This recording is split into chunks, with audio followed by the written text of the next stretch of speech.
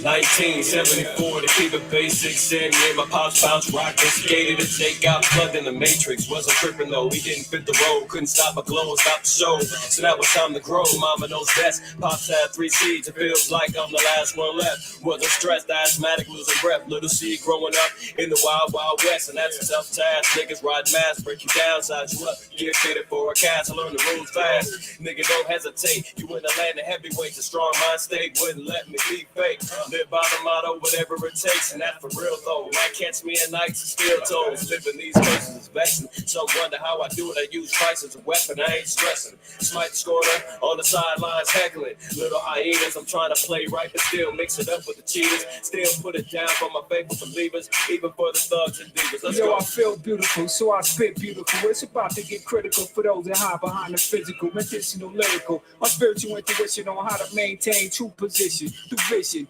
Pay attention and listen to the words of a true physician. Even the dead get arisen in the operation of a Christian. Through all afflictions, stay persistent. This is chess, not checkers. Moves be made under pressure.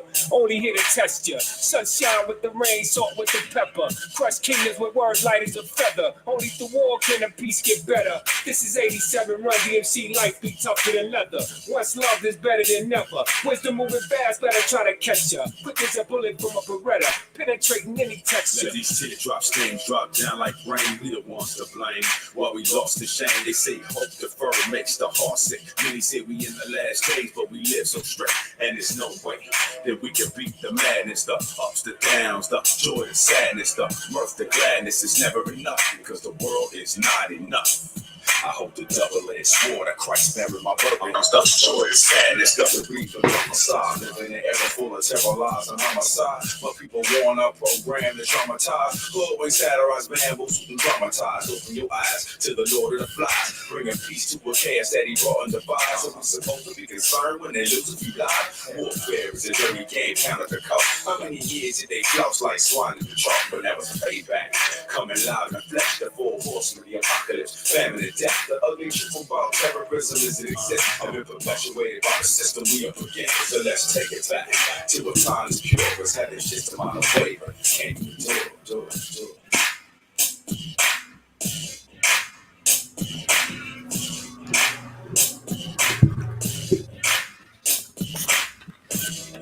The world is not enough. The world is not enough. No matter what I say, no matter what I gain, the world is not enough. The world is not enough. No, no, no, no, no, no, no. The world is not enough. No matter what I say, no matter what I gain, it's not enough. It's not enough. No, no, it's not enough. No, no, it's not enough.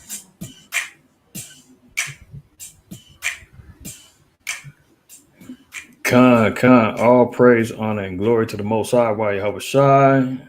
How many of y'all feeling that, man? Brother said, heaven's just a mile away, but can you endure? This world is not enough. No matter what I gain, it's not enough. This world is pretty much a wrap, man. We're not settling for the scraps. You know, that's why the so-called white man is scrambling like a chicken with his head cut off, thinking he's going to escape to the moon because he done destroyed every damn thing on the earth. From the agriculture to the water, to the people, to the animals. And he thinks after he ruins everything, he's going to be able to escape and hightail it up out of here and go inhabit another planet to destroy. That's not happening. This world is not enough. You feel me? Hopefully everybody is well this Sabbath evening, man. All praise, honor, and glory to the Most High. We made it. 6 days of labor is behind us. We can enter into our rest. We can enter into our rest. All praises, man. Shout out to my family that's in the house. The house of Bayan Shakal. Shalom to you. You took your nap, I see. All praises. The house of Byron, as always. Shalom, family. Brother Ron, there you go. Shalom, Mike. My brothers up there in the Northwest, UGL, Malachi, always a pleasure seeing you brothers on. Ronnie Yah in the house, Shalom. Kohath, there he goes. As usual, man, my brothers in the house. Shalak, shalom to you, right? Namawa, Shaq and the fam, shalom to y'all. Ashar, my good soldier, he's always riding with me. All praises. Aladai, they go out Aladai in the house. All right, shalom. From Egypt to Israel, good brother, there you go. He's back again. All praises. Yahweh Shem Yahshua Barakatah.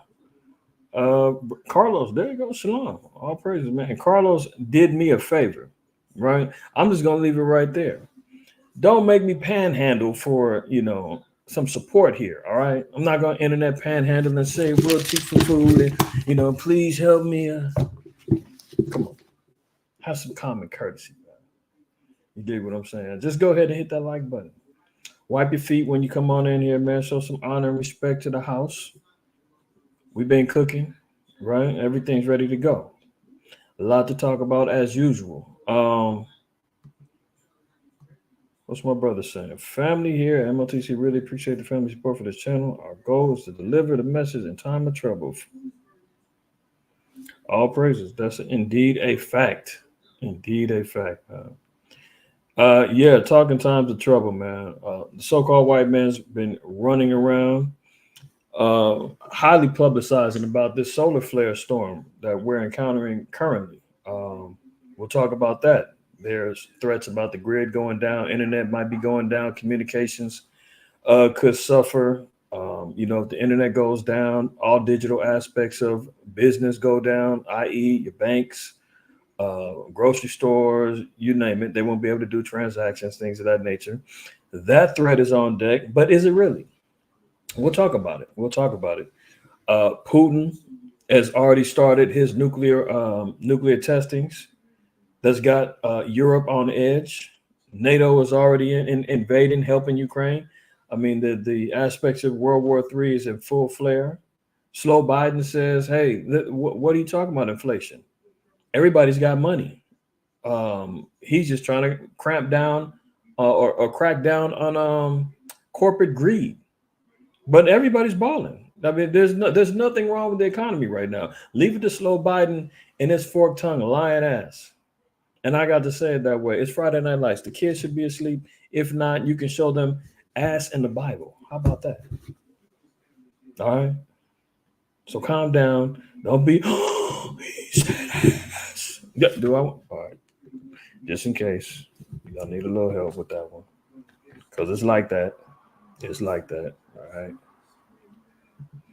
Let me give y'all something to chew on just in case.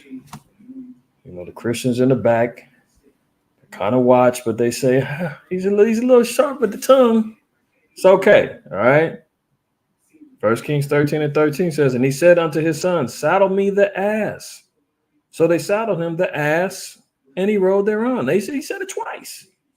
I mean, do you skip over that word and not say it because of profanity? Guess what? The Bible, when it says swear, it's not talking about cuss words. Just a little heads up. It's not talking about profanities, so to speak. Most of the profanities that we hear about now were developed in the 16th and 17th century. So I'm not going to go on some crazy cuss rant, but just to keep it real, all right? Because surely oppressor maketh the wise man man, and I'll be damned if I don't express myself with the hell that we going through. Put a 7 in the chat if you feel where I'm coming from. Do me that solid so I know I'm not alone out here, man. Am I a man on the island? Am I alone out here, man, or do I got some people ride with me? Apparently, according to the chat, there's definitely some people that agree with me. But throw a 7 in the chat, man. Let the algorithm know, hey, I'm responding. I'm with it. I know what time it is. We got action. We got motion over here. Right? All praises. All praises. I see a couple on there. All right, here they come. Here they come. Here they come. Looking like I should be in Vegas right now. 7s. All praises. All right. So without further ado, man, y'all know we got some stuff to talk about. All right. I'm not going to, shoot, you know what? I had to reboot my computer. Hold on. All right, let me get my PowerPoint back. There it goes.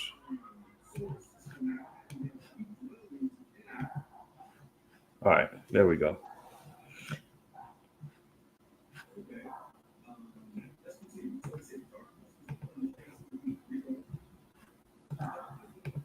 Slack it for the delay. I just had to get things set back up. My computer was tripping. That's why I came out a couple minutes late. I had to reboot everything. Nonetheless, we're here. All right. So, remember last week? Last week, the word on the streets when it comes down to the Israeli-Palestine conflict. Let me be clear, not Israel, because they ain't Israel. The Israeli, the GMO small hat community over there, living a lie, had put on the table that there was going to be a proposal for a ceasefire. Remember, they said we'll give you a week. Told Hamas and told the Palestinians, we'll give you a week to make up your mind. Are you going to accept the proposal for the ceasefire or not? And then remember, I showed you the article right after that. Netanyahu was like, I'm bombing either way, with or without an agreement. I don't care. So was it really sincere that they had a peace offering on the day, a ceasefire on the table? Did they really, or were they continually being devils as usual? Well, we know the deal. This is one of my favorite scriptures because it speaks so clearly to me, and I'm sure to the rest of y'all. Proverbs 26. We're gonna read verse 25 down. It says, "When he speaketh fair, believe him not, for there is 7 abominations in his heart." So the Israeli fake. Well, let me be clear because now they got that damn anti-show you right. I gotta think of a word for that. Anti-S word. You know what I'm talking about. So it rhymes with rhythm. Anti-something rhythm. The S7. Let me think of a good one for that one. Anti-semi.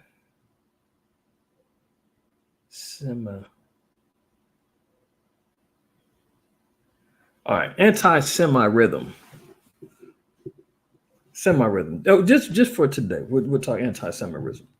Anti-semi-rhythm. Because they ain't got no rhythm. All right. Anti-semi-rhythm bill out there right now. And that's an interesting thing too. I know a lot of y'all have seen that, or maybe seen a couple brothers, speak on it on their channels or whatever. Just know that that's a whole play. There's a reason why. What you say, anti-system, semi-rhythm. Yeah, I'm gonna have to ride with the semi-rhythm for right now. Just like they're saying they're Jews and they're not. They think they got rhythm, they think they got the spirit, but they don't. Anti-semantics. All right, I ain't mad at that one. Anti-semantics. All right, you know what? Between semi-rhythm and semantics, I'm a flip-flop between the two. The water, Carlos. All right, so a lot of what they got going on right now between the protests, the wars, everything else is all cannon fodder for them to develop a reason to enforce this bill. When they start pushing more towards the quote unquote hate speech, anti-semi-rhythm, or anti-semantics, you can't speak anything about them people. It's not even clearly defined. They say that even though we have levied the argument that how can we be anti-semi-rhythms when we are the true Shemites? How can we be, and they say in that bill that even if you perceive to be, you don't have to be. Even if you think you are, you can be held liable. There's a reason why they got the laws going on up there in Canada regarding the Bible and the hate speech and giving life sentences or, combing the internet, trying to do retroactive prosecutions of people that they say are speaking hatefully. So when they got these protests and George Soros has got, his League of Demons out there camping out at college campuses, going viral, standing on, the politicians' doorsteps and the college professors' homes and doing all kind of stuff. Believe you me, that's all planned because it's surrounded around them being able to push a particular agenda that ultimately is going to affect who the most? Us. The Hebrew Israelite community who has been standing firm of our stance that they ain't the people. So when we look at the targeting of that bill, ultimately is going to lead back to us to where they can utilize it to shut down all of our channels, to shut down the quote unquote free speech that's out there on the streets. Because you know what they can say, free speech is free so long as you don't utilize it to cause harm to anybody, or it's like they say you can't yell fire in a crowded movie theater because it can incite a riot, somebody can get hurt. That's not considered free speech. So if we're on the streets talking about how they're not the people and the Most High are going to destroy them and blah blah blah, and now all of a sudden, oh, is it really free speech? Are you utilizing that to inflict harm or pain on somebody? You want somebody to do something to them, and they're quick to be victimized and say, "Oh, I feel threatened. I was scared." They love that, and all you do is bring out Revelation 2 and 9, 3 and 9. They say, oh, "You're being offensive. I'm scared right now. I'm calling 911." So, meanwhile, they're over there committing genocide, starving out people, bombing away, breaking covenants, laying out fake ceasefire agreements, laying down ultimatums, telling the Palestinians, you got 7 days to agree or else. And meanwhile, they already said there is no ceasefire. But for the world, they want to make it seem like they're actually trying to accomplish peace. They're not. So getting back to Proverbs, when he speaketh fair, believe him not, for there are 7 abominations in his heart. Reading on, whose hatred is covered by deceit. So we know how they utilize deception to cover up their hate for individuals. Whose hatred is covered by deceit. We know historically the GMO small hats funded the slave trade. They had slaves all the way down from Grenada to Georgia, and various other places in the South, Mississippi, and so forth and so on. They changed their names, last names, i.e., George Soros, whose true name was Schwartz. Right? His hatred is covered by deceit. So we don't have to get into all of the stuff that they do where they lie to say, oh, no, I love you guys. Hey, you know what? We're both minorities. We need to be marching together. I'm on your side. Meanwhile, they're constantly taking over and hijacking every little bit of freedom or civil rights activism that we try to do. They've got oppression and trauma, personal trauma, monopolized. Nobody gets past the how much it cost. You remember that, how much it cost from World War II. That nothing trumps that. Don't bring up slavery. Don't bring up slaves. Nothing trumps that. If you say anything against the how much it cost, it's going to be a problem. So whose hatred is covered by deceit, his wickedness shall be showed before the whole congregation. So as we read some of these articles, you're going to see how his wickedness is going to be shown towards the world. They said that there is a ceasefire agreement, but was it really? Continuing on, it says, whoso diggeth a pit shall fall therein, and he that rolleth a stone, it shall return upon him. So everything that he sows, he's going to reap. Verse 28, a lying tongue hated those that are afflicted by it. So the only reason why that lies get spewed out is because it's used as a form of affliction. So when they told us that we were black, colored, Negro, Afro-American, when they said that we were Indian, when they said that we was Aztec and Maya, when they said that, you know, our history started in Africa, these are all things that created afflictions for us. These are all things that encompass around Deuteronomy 28, 15 through 68. When they told the Native Americans we got peace treaties on deck, over 300 of them, and broke every last one of them. When they said, oh, the slaves is free, but guess what? We got sharecropping, Jim Crow, we've got segregation, we got everything lined up, ready for you to fall right back into a systematic oppression. Lying tongue. Who's a lying tongue hated those that are afflicted by it, and a flattering mouth worketh ruin. See, that's the only thing he's working on is ruin. Let's look at this. So it says breaking. Hamas, in an official response, we agreed to a ceasefire deal. Israeli officials say the proposal was changed. So Hamas says, okay, we're going to wave the white flag. We're ready to sign this ceasefire agreement. Now, the Israelis said, well, hold on. That's not the agreement that we sent. So that's off. But remember, Netanyahu said the same time that they had a ceasefire proposal on deck, he said, I'm not stopping bombing. I'm doing it regardless of a ceasefire is signed or not. So now they sit back and lie and say, well, that's not the ceasefire proposal that we put out. So everything is off. We're going to go ahead and continue bombing. Then we're going to do it anyway. A senior Hamas source told Al Jazeera on Monday evening that the terror group has informed Qatar and Egyptian negotiators that it agrees to their proposal for a ceasefire. Shortly later, the terror group issued an official proclamation. Ismail Haniyeh, chairman of the political bureau of Hamas, called the prime minister of Qatar and the Egyptian minister of intelligence, informed them that Hamas accepts their proposal for a ceasefire. A senior Hamas official tells AFP, after Hamas agreed to the mediator's proposal for a ceasefire, the ball is now in the court of Israeli occupation whether it will agree to the ceasefire agreement or obstruct it. The news came hours after Israel dropped thousands of leaflets over Rafah, telling residents to evacuate ahead of what appeared to be an incursion. So Rafah was like, it's supposed to be like a little safe haven. It's supposed to be a no-fly zone. Everything's supposed to be safe over there. The Israelis have violated that agreement, and they've already started continuing the bombing of Rafah. So who's really the villain in this situation? As they say, Israel has the right to defend itself.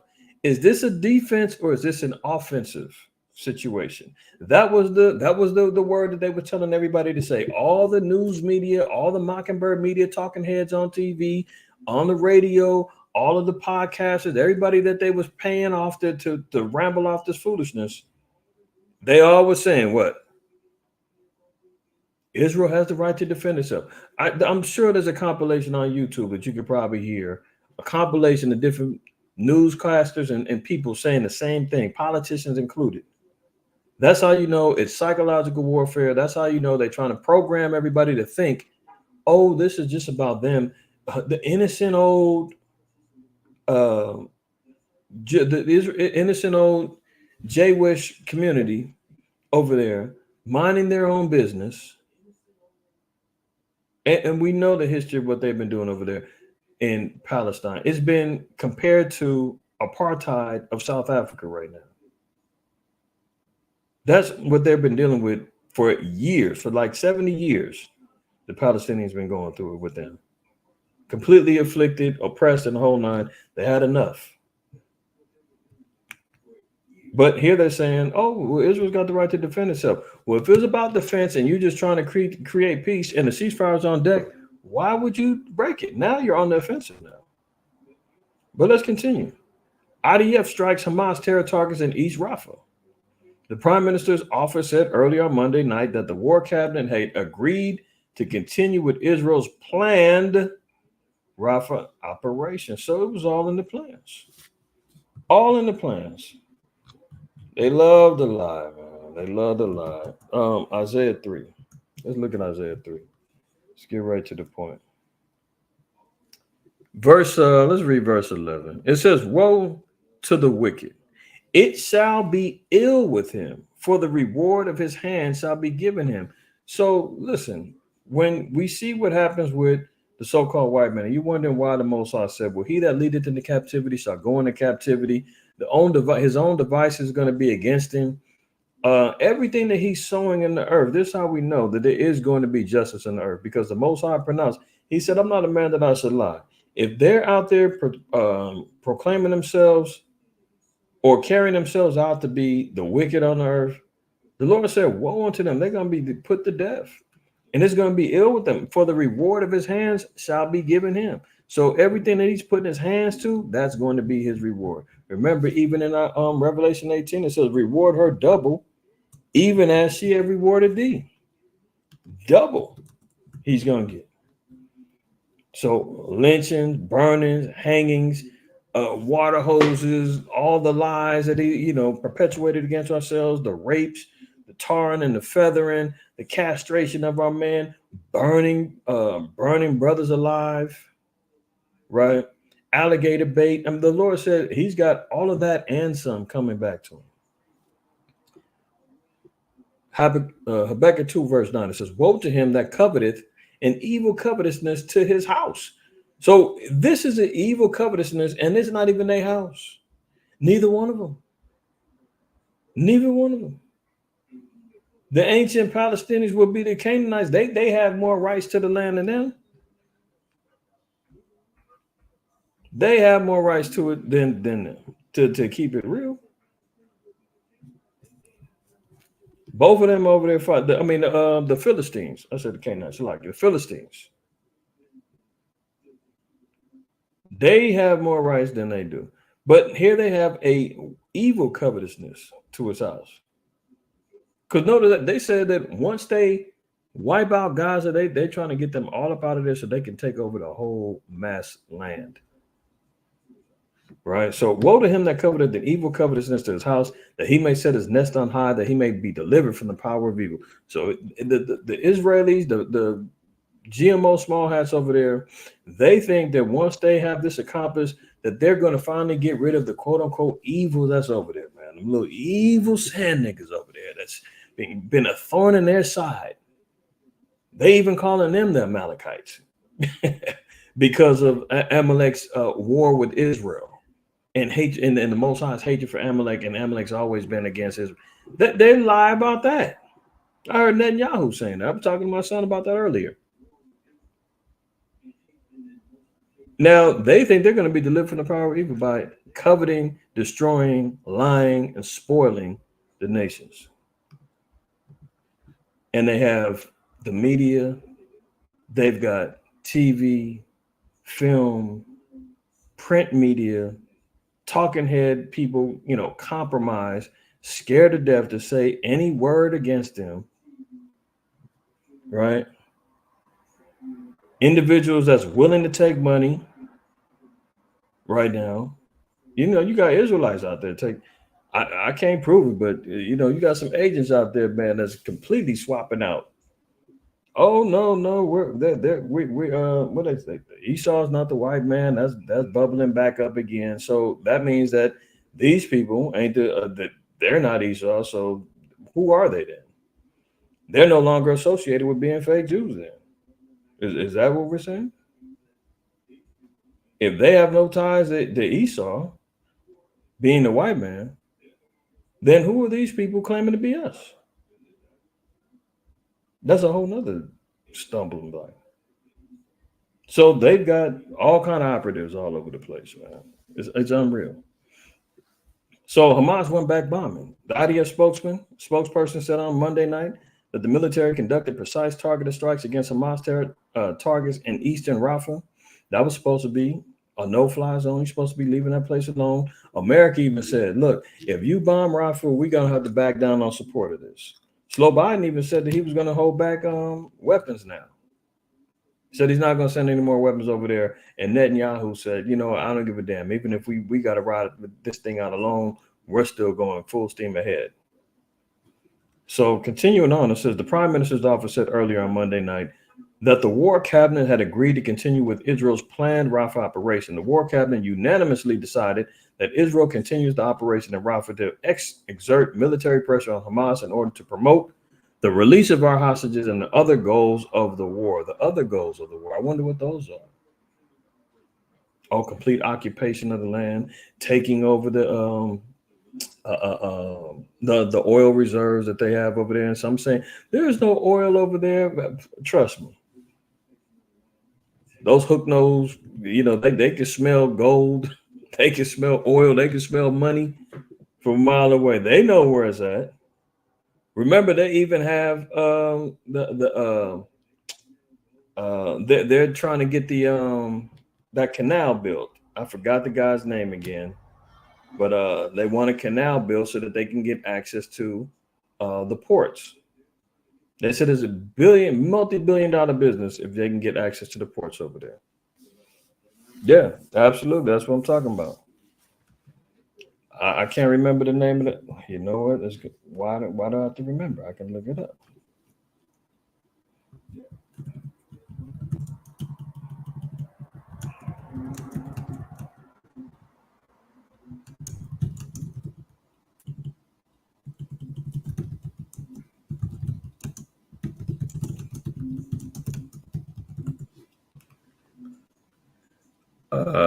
The Ben Gurion. There you go.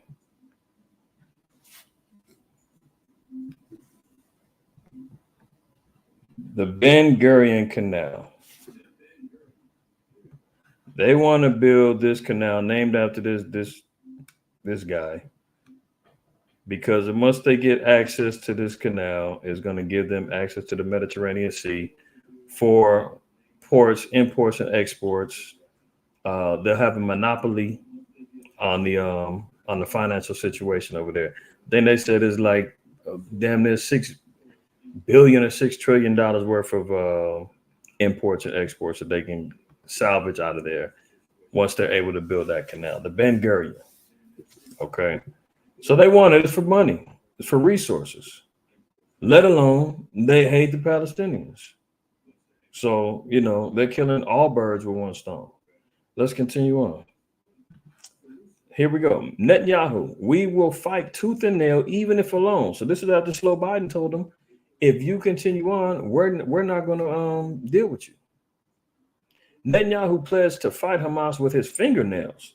Biden warns he won't send arms for use in Rafah operation. Hostage talks at a standstill. So here he goes. Prime Minister Benjamin Netanyahu pledged to fight Hamas with his fingernails as he dismissed U.S. President Slow Biden's warning that he would not provide arms for a major military operation in Rafah. If we need to stand alone, look, what did he say? If we need to stand alone, we will stand alone, right? It says, Netanyahu said in a message he issued on Thursday night, I've said that if necessary, we will fight with our fingernails, but we have much more than fingernails, and with the same strength of spirit, with God's help, together we will win, he said. He thinks the Most High is going to help him.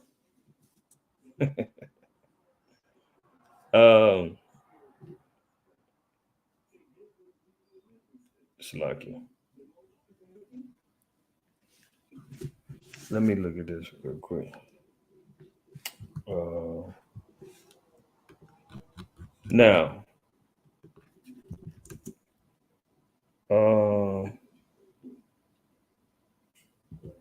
let's go to Romans 9.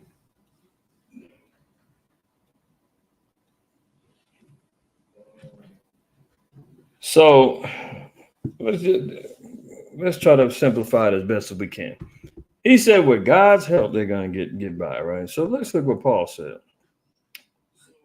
Romans 9:3 says, for I could wish that myself were accursed from Christ, for my brethren, my kinsmen, according to the flesh, who are Israelites. Israelis? No, Israelites. To whom pertaineth the adoption and the glory and the covenants and the giving of the law and the service of the Most High and the promises, whose are the fathers, and of whom, as concerning the flesh, Christ came, who was over all, the Most High, blessed forever. Amen. Right? So clearly, the service of the Most High, meaning what? The help of the Most High is only going to be given to the Israelites who came after a flesh-based covenant, which Paul was acknowledging. Now, if Paul was mistaken for an Egyptian, clearly Netanyahu does not look like an Egyptian. He wouldn't be mistaken for one. Yahushua, we know, is a dark-skinned man, white woolly hair, descendant of David, which means David was dark. Solomon said that he was black and comely, right? We know all the color scriptures. So clearly by a fleshly-based covenant, the Most High said, I'm only helping them black folks. I'm only helping them brown folks. That's who my covenant is. That's who I gave the law to. That's who I'm here to offer my services to, and the promises. So Netanyahu has two chances to win this thing with the help of the Most High. Slim and none. And Slim is out of town. Let's move on. Moving on. So Putin, warns of a global clash as Russia marks a victory in World War II. They just have a Shalaki real quick.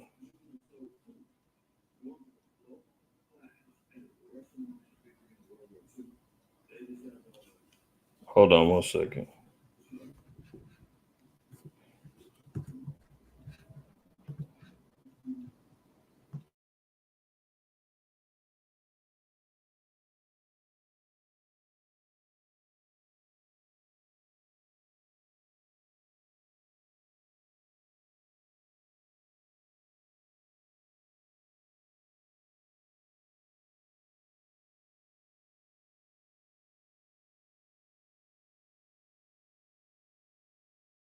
All right, Shalaki. So I'm just hearing that there was some background noise. Let me know if that's all right now, Aladdin. Throw 7 and try to hit me back on my hit me back with a text. But I think it's because my wife's watching on TV in the other room, and there might be that sound.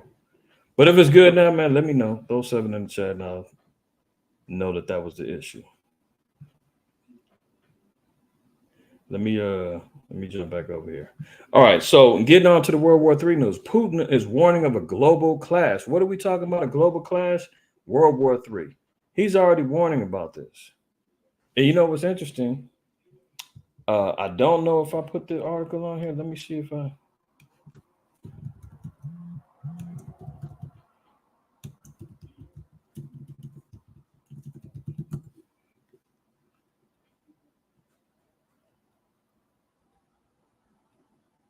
Okay, I'll praise the water.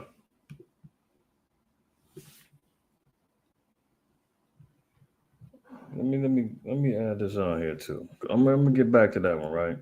So looking at this, right? Putin warns of a global clash as Russia marks victory in World War II. So, their victory day, I forgot what date it is, but it was earlier this week. Putin gave a speech and basically said, listen, we've got a record of winning world wars. And guess what?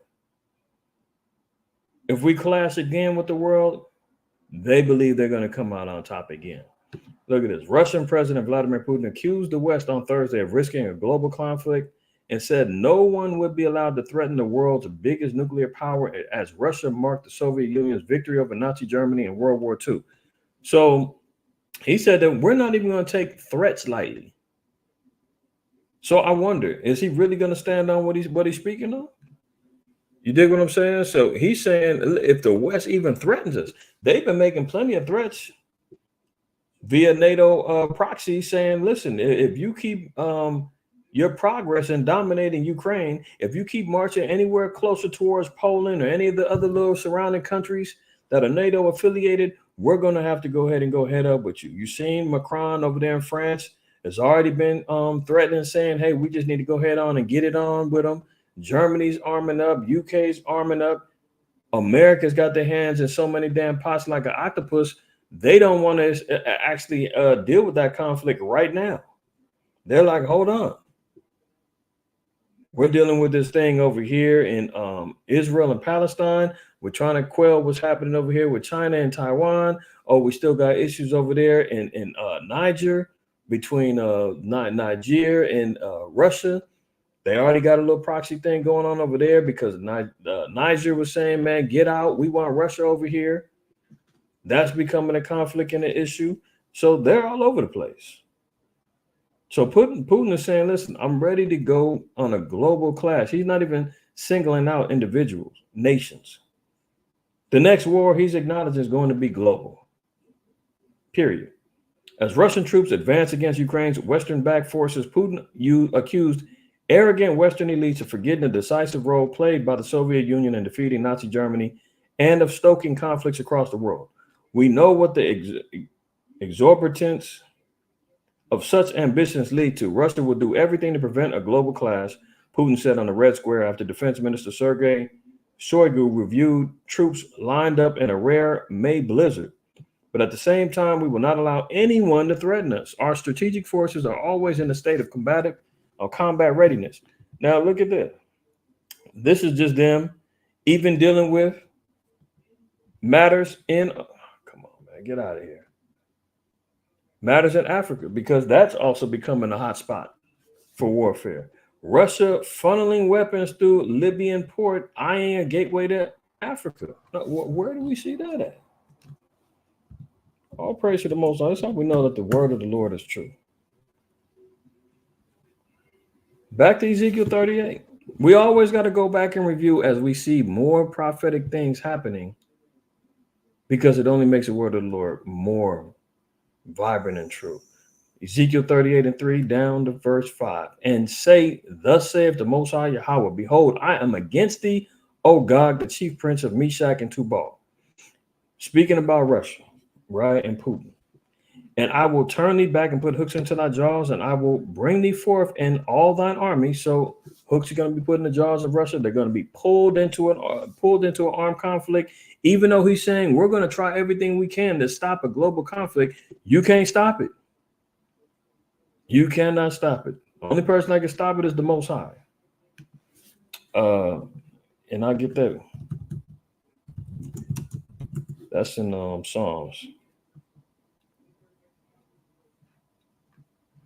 You know what?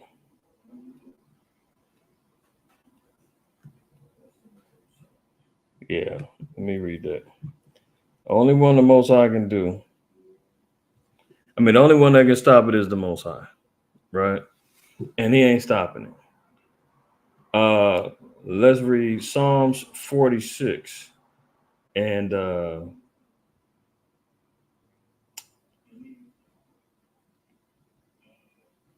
I'm going to just start at verse 5 down. It says, the Most High is in the midst of her and shall not be moved. The Most High shall help her, and that right early.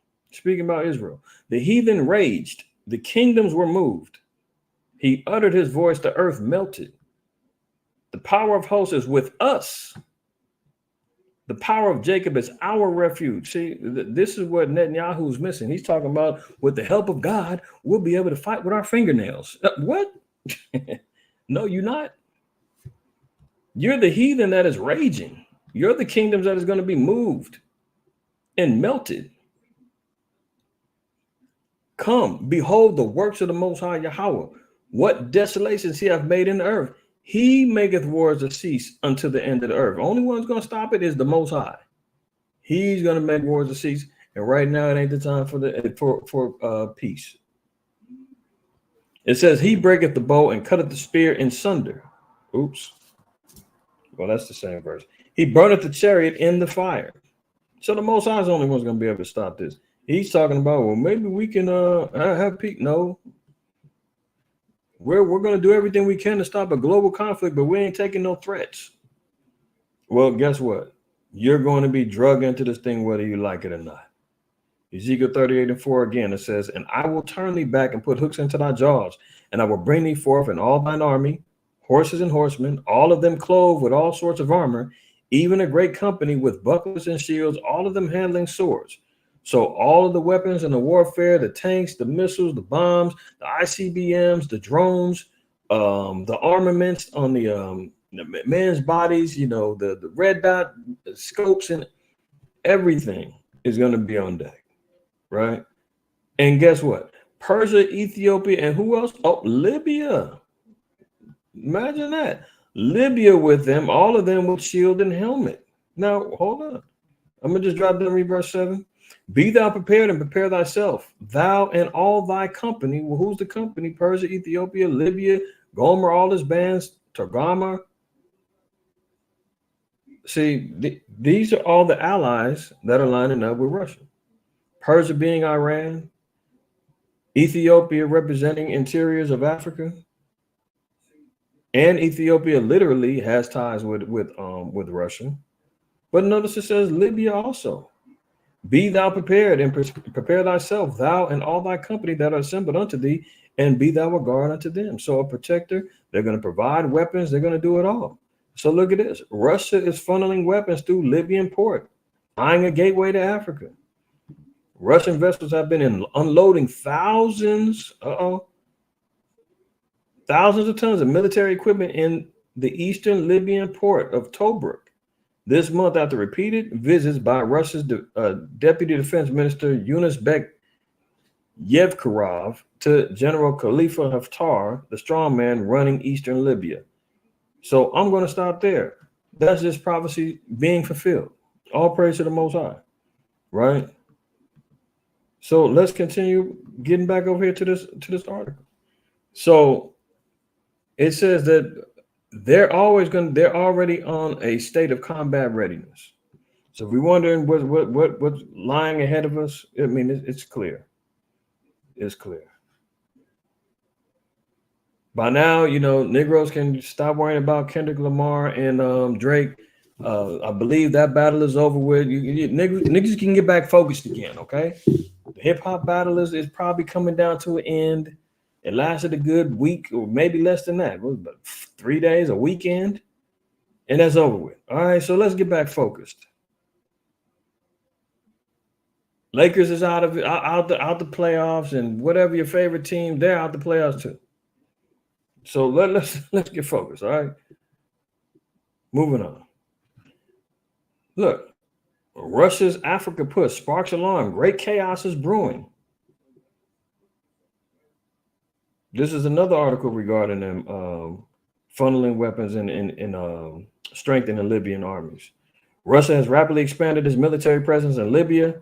An investigation has been found sparking alarm at a time of heightened tensions between Moscow and the West amid the war in Ukraine. Hello? Need we say more? Yeah, all praise to the Most High from Egypt to Israel. For real.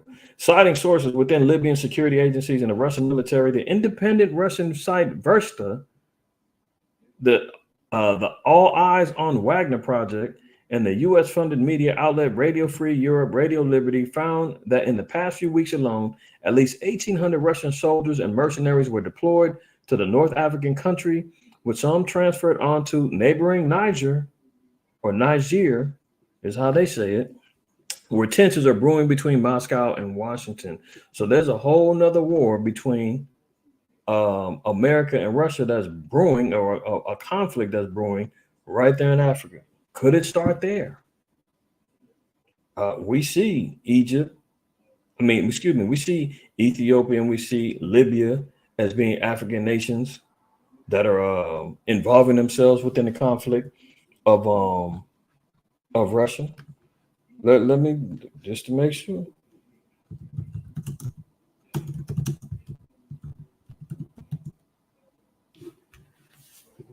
How about this?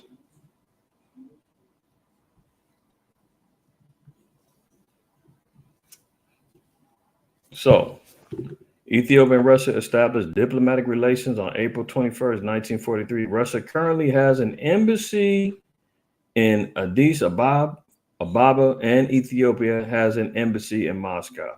Do we need to read any more? No, I don't think so. Okay. Look it up for yourself. They are running in lockstep with each other since 1943. Okay. So the Most High is true. Every man's a liar. Let's move on. Chilling threat. You won't be safe in Downing Street, warns Kremlin as Putin orders nuke weapons test after the West vows to back Ukraine.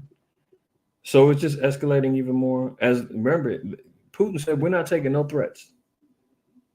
We're war ready. So the West says that they're going to back Ukraine because they got to stand behind that Article 5 agreement with NATO, that they're going to stand behind anybody that, within the NATO countries. They were supposed to be fast tracking Ukraine to be a member of NATO, but for whatever reason, they haven't done that yet. But any reason to get this war cracking. It could all go down simply because of these elections. I think it's over 40 different elections going on right now to determine new world leadership throughout the earth, right? And Lord knows America's politics is in such turmoil right now. They need an event to distract, destroy, and reestablish a stronghold on this place. So will they be willing to fast track war? Heck yeah. Will they be willing to fast track an economic collapse? Heck yeah. Will they be ready to unleash disease X or whatever the plague is that they got ready to roll? For sure. Are they already flirting with civil war on the streets with all the protests and all of all of the fighting that's going on amongst the heathen? Yeah, something's got to give. Maybe this. Maybe this. The world is told to brace for severe geomagnetic storm today, the first in nearly 20 years, which could bring chaos to mobile phone networks, GPS satellites, and power grids. Let me be clear about this first. All right. Now, far be it from me, I'm nowhere near any type of geological astrophysicist that knows anything about what's going on with this so-called sciences that the so-called white man is drumming up. What I do know, and what I've been able to discern through the spirit of the Most High, IQAhmath Shai, is to detect some bullish when it comes my way, for the most part.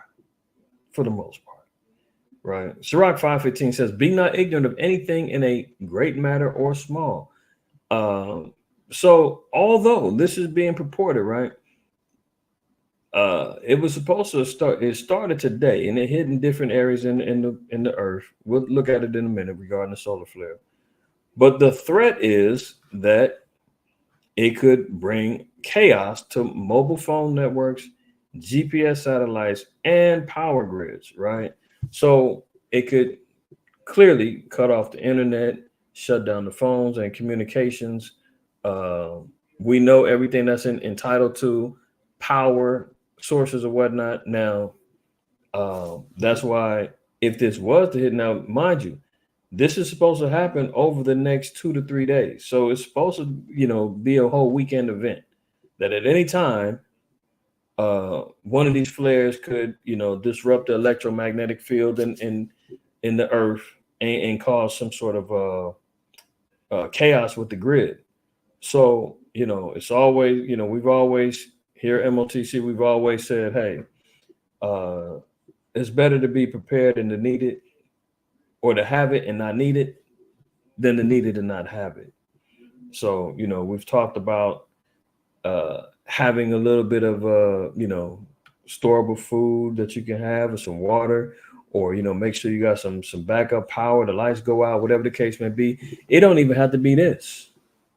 I've always said it could be because you lost your job and you can't pay your light bill, for a few days. It could be because, groceries are too expensive and your check came up short. Wife got laid off. The income ain't coming in like you used to. But guess what? You got a little food that can, get you through the next week until you get paid again. It's for anything. It don't necessarily have to be because all hell break. Well, listen, man, there ain't no damn food or a canned good or anything else gonna save you when this SHFT. What is that? No, SHTF. When the proverbial ish hits the fan, there ain't none of that gonna help you. If we're not in the spirit of the Lord, man, and under the protection of the Most High and the faith of Christ and keeping these laws, it will not matter. But in terms of wisdom and understanding and foresight of seeing what the prophecies uphold, if Yahweh gives you fair warning and says, hey, there's going to be famines, pestilence, wars, rumors of wars, so forth and so on, are we supposed to just take that and wait until it happens, or should we be proactive? Faith without works is dead. When Joseph had his dreams about the 7 years of plenty and 7 years of famine, did he just say, guess what? This is going to happen, Pharaoh. I don't know what to tell you. No, he took action and made it happen. Yahweh told us, he said, man, prepare and watch. He said, pray and watch, but he always told us to be prepared also. So, not being ignorant of any matter, small or great, is important, right? But we see here that this is a possibility. I'm not saying that is all BS, but so far it's BS. Not totally, though, which we're going to show you an article in a minute. Not totally. Some places have been affected. But this is the threat that's going on right now. and it said it's to last throughout the weekend. Uh, they say it happens usually now they say this is the first thing that happened nearly 20 years. I've read other reports where it says every 11 years that this happens since they've been recording it. But these are the biggest flares and the biggest uh, impacts or the whatever they call them, the biggest aurora flares that they've had on record that are threatening to come and hit and impact the electromagnetic grid here. So that's why it's such a threat. Like in previous times, they were small, they were minor, wasn't nothing, right? But in later now, it's like, no, these things are big, they're serious, and they can cause some damage. So look at this. The uncommonly powerful solar storm is expected to hit around midday Friday. It follows a series of solar flares that began on Wednesday, tipping officials off. The prospective storm could cause disruptions to GPS, the internet, and power. So even when they're talking about like airplanes flying, they rely on GPS, they rely on radar tracking systems. You know, most of these planes is on autopilot. They set the coordinates. The pilots is in there chilling, sitting back, flying. They take a hold when it's time to land, stuff like that. Those things could be wiped out. You know, who knows? Who knows? Yeah, that's a good precept from Israel to Israel, Egypt to Israel, Salaki. That's a good one. So when we see that, look at this. It says, an uncommonly powerful solar storm may occur in outer space Friday. Officials have warned the first in nearly 20 years if it comes to fruition. The National Oceanic and Atmospheric Administration. Do you know what they call that? NOAA. The so-called white man is such a damn bastard, man. Constantly playing games with the word of the Most High. NOAA, the National Oceanic and Atmospheric Administration. Why? The National Oceanic, because they want to relate that with the biblical narrative of Noah and the ark and the ocean and the floods and disaster and things that they're trying to pay attention to. And they're going to be the ones who save, the earth from these particular atmospheric disruptions, similar to Noah saving the earth. You dig what I'm saying? In the U.S., issued a severe G4 geomagnetic storm watch late Thursday, the first such alert aired since 2005 when Earth was hit with the highest dose of radiation in half a century. And that's another thing.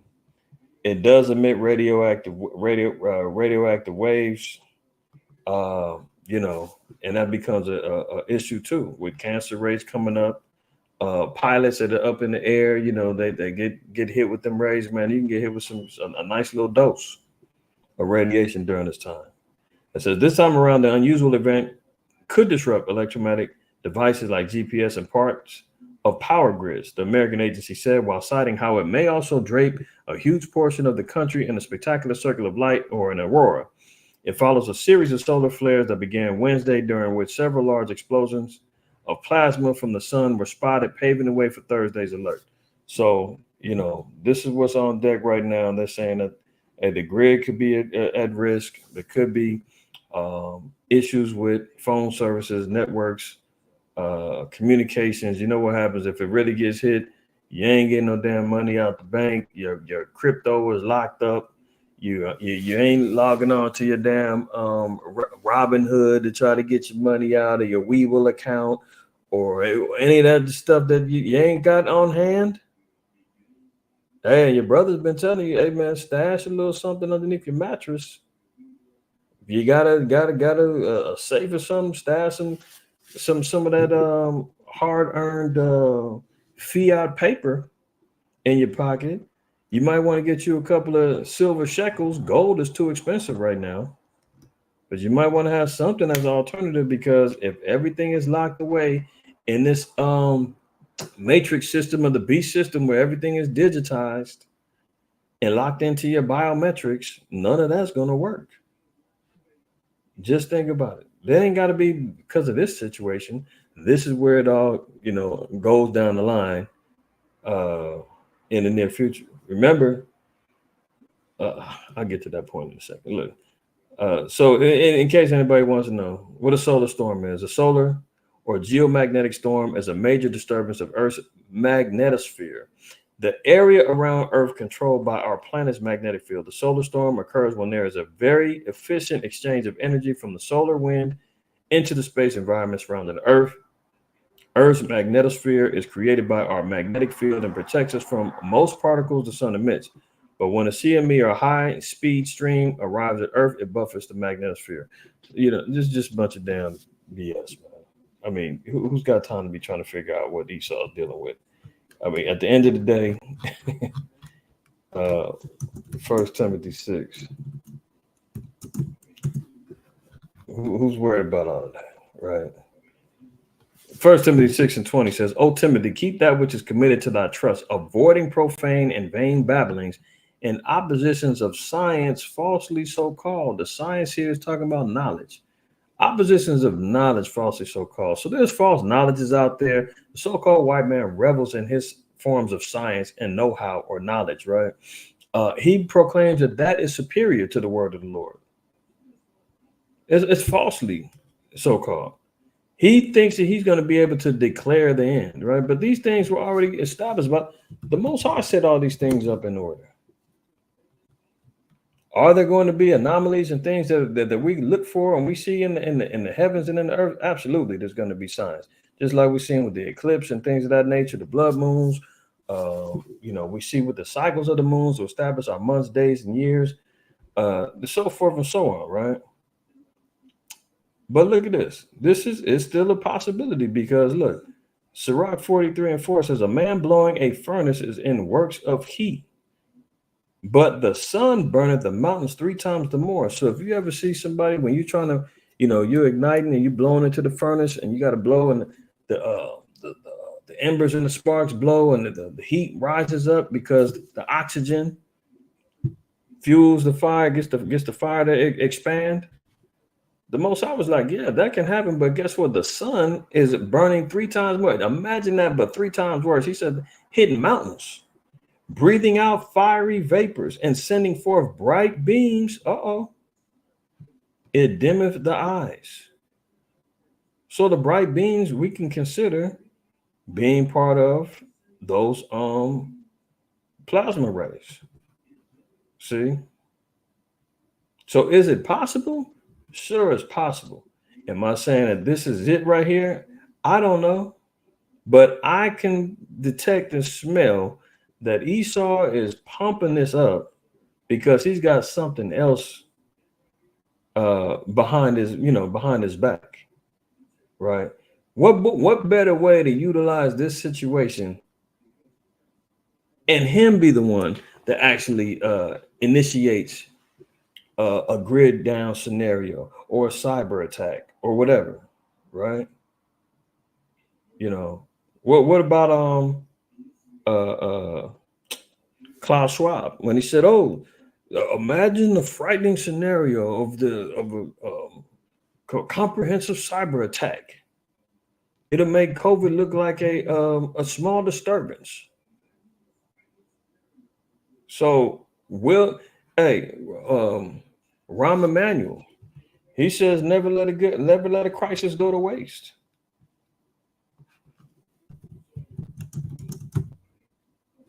Never let a crisis go to waste. Y'all heard that one before?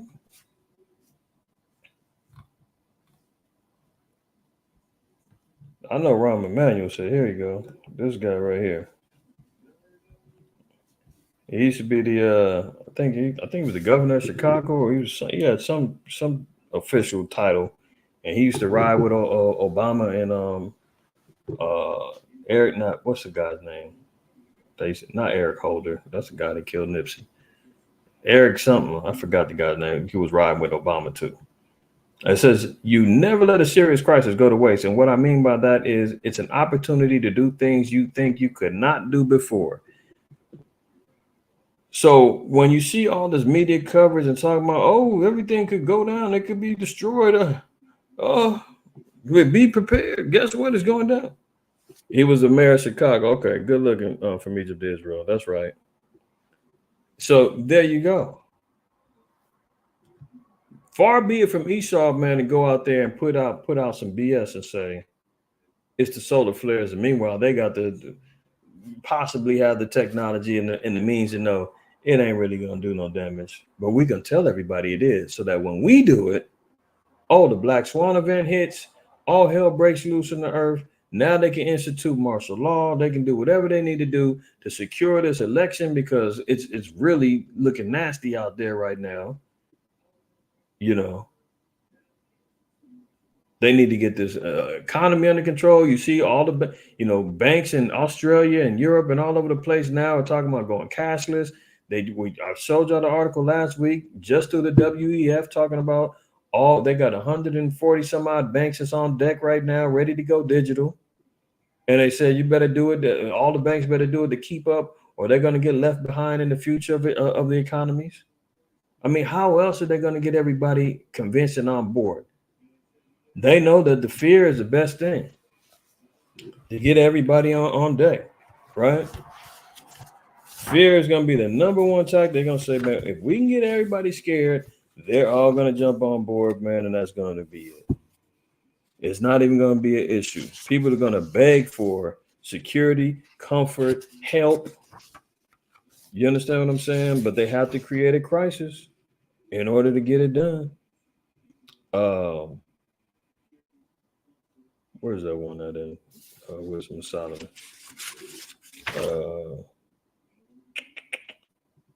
17. Wisdom of Solomon 17. Give me 1 second, y'all.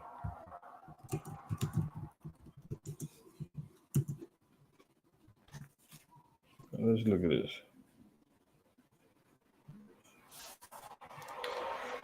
So we're going to read Wisdom of Solomon 17. We're going to read down to verse 12. 17, we're going to read 11 and 12.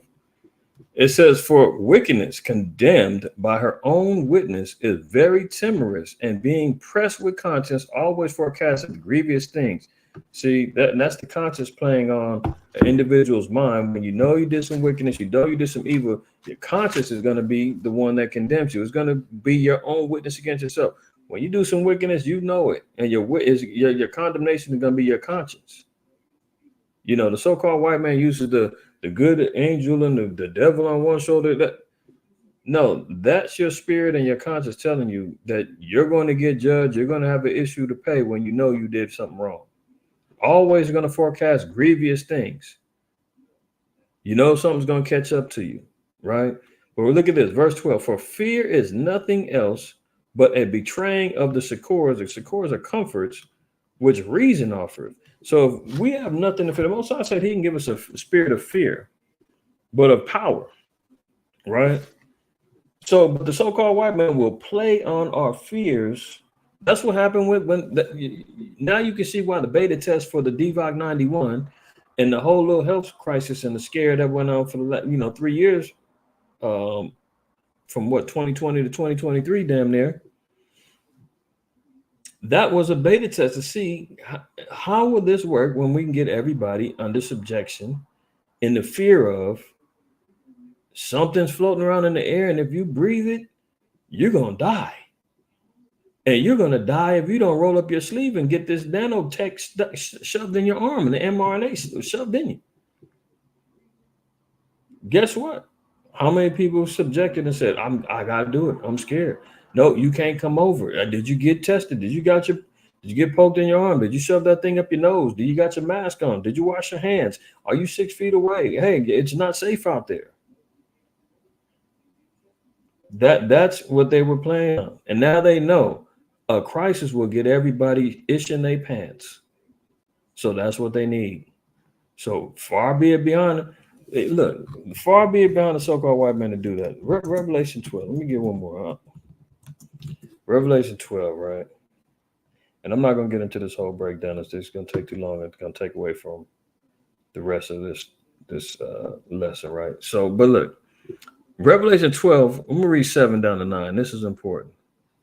Revelations 12 and 7. It says, and there was war in heaven. Michael and his angels fought against the dragon, and the dragon fought against his angels. This is not some war that's being fought up in heaven, and they're going at it with each other, and Michael and the angels is battling, and they're trying to fight. And no. This is a war that's going to be fought right here on earth. Michael already declared. Daniel 12.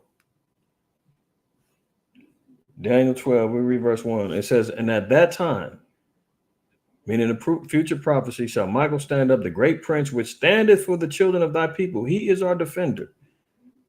The archangel, Michael, is going to stand up for us. And there shall be a time of trouble such as never was since there was a nation even to that same time. So when you're talking about ultimate warfare, Armageddon, the apocalypse, everything else that's going on, man, you're talking about the heavenly host battling here on earth, the damn devil and the so-called white man and all of his minions is going to be complete chaos and destruction. In the midst of World War III, the Valley of Jehoshaphat, so forth and so on, all hell breaking loose. It says it's going to be like nothing you've ever seen before, I've ever seen before, be it on TV, film, read in a book, in your imagination, read historically throughout the scriptures. The Lord said, I don't give a damn what you.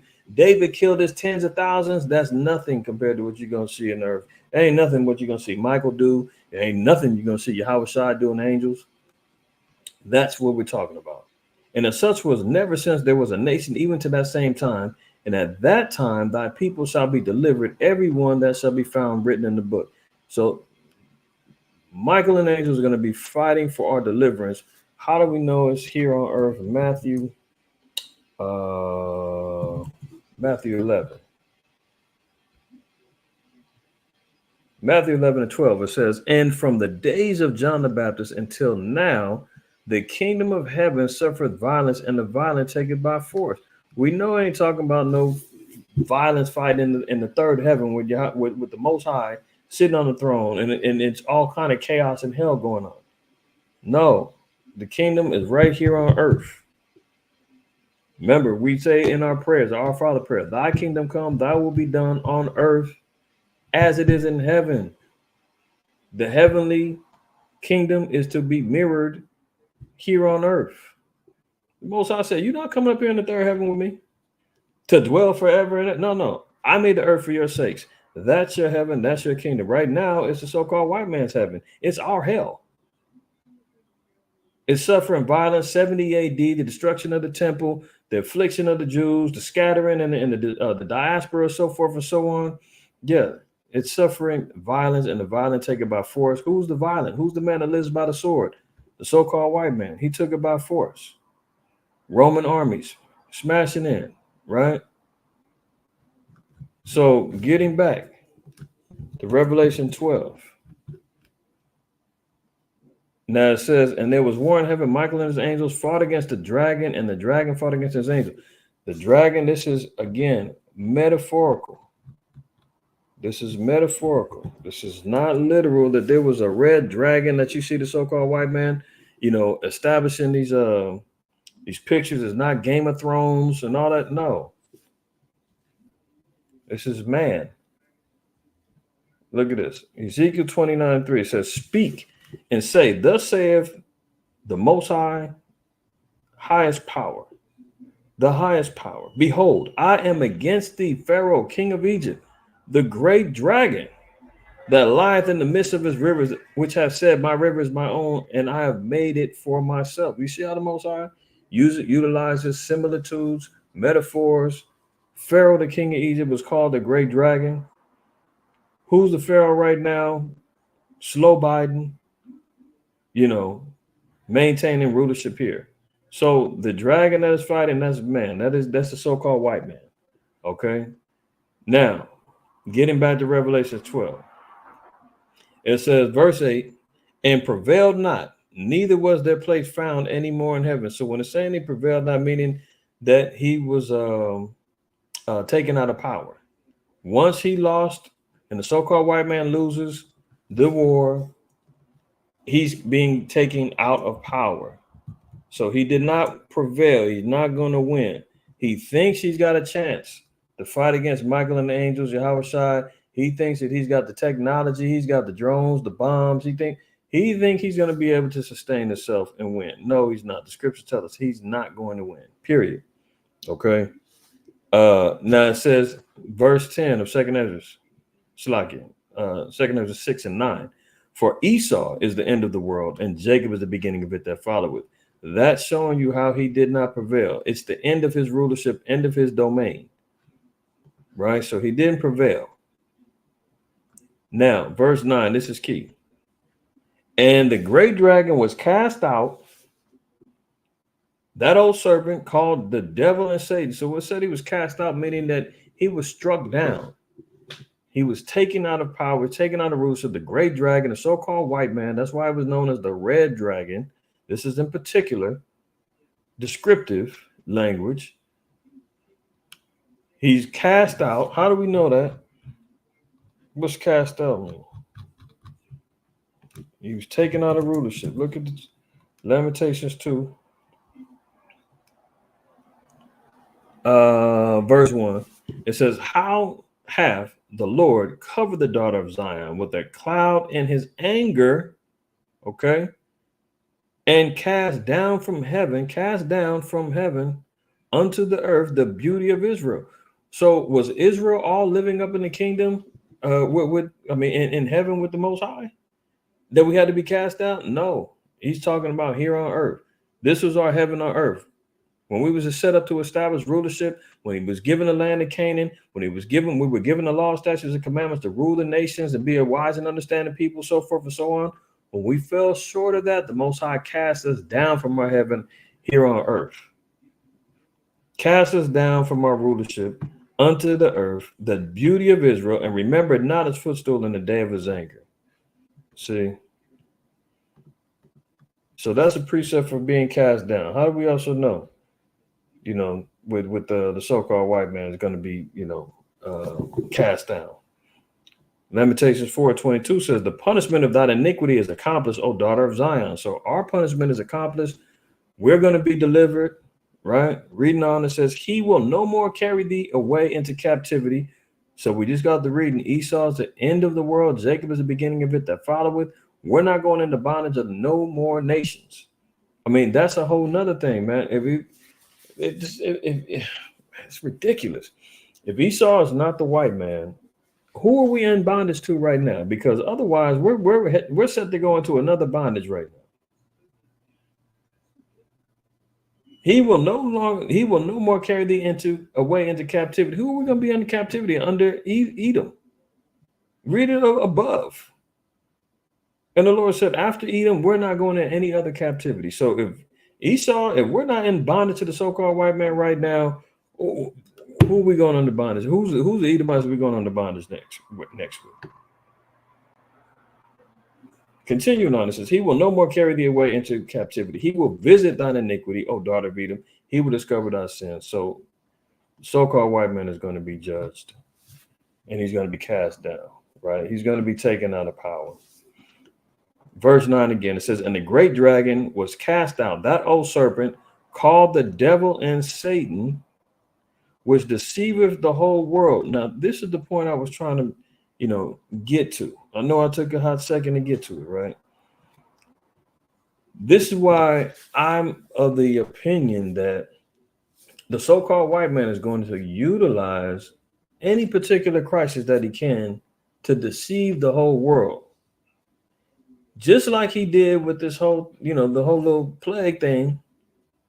They're talking about how they saved the world through, developing these warp speed pokes in the arm to save everybody from this plague that was coming around.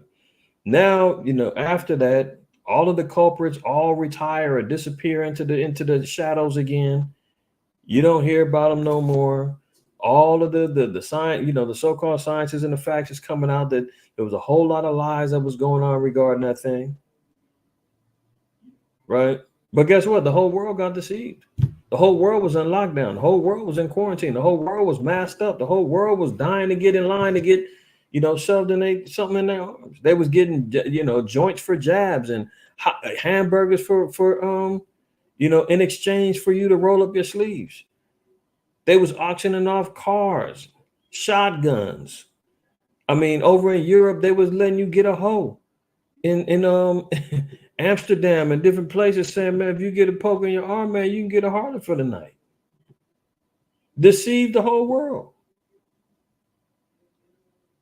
So why not say, hey, guess what? These solar flares, man, it could disrupt the whole thing. And then boom, everything does go down.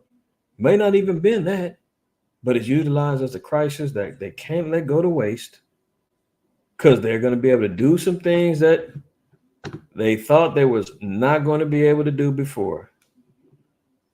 You know, we're in an age now where there's a so-called, you know, movement of being woke.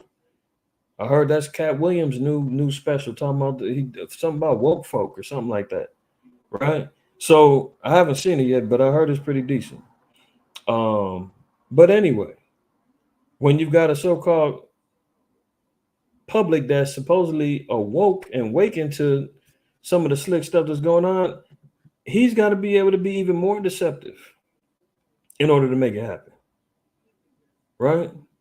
So was deceived the whole world. He was cast into the earth, and his angels were cast out with him. So the so-called white man was, you know, put into a position of being cast down, struck down, taken out of rulership. Why? Because his actions were to represent that of the old servant, the devil, and Satan was deceived the whole world. And you say, I ain't the white man. All right, stop with the damn Stockholm syndrome, wanting to save your oppressor, man. Look at this. First Kings 11:14. It says, and Yahweh stirred up an adversary. Isn't that one of Satan's monikers as well? He's an adversary. Oh, you don't remember that? Oh, you don't? Okay, hold on. You don't remember this? Let's go back. 1 Peter 5:8. Be sober, be vigilant, because your adversary, the who? The devil, as a roaring lion, walketh about, seeking whom he may devour. So they get all sensitive when we say the white man is a devil that the Bible speaks of. The devil, you know, they get so worked up, man. We ain't talking about the man with some pitchfork and a long tail and hoof feet and horns on his head and all that. No, that's the figment of the imagination that he created to say, oh, that's what they're talking about. No.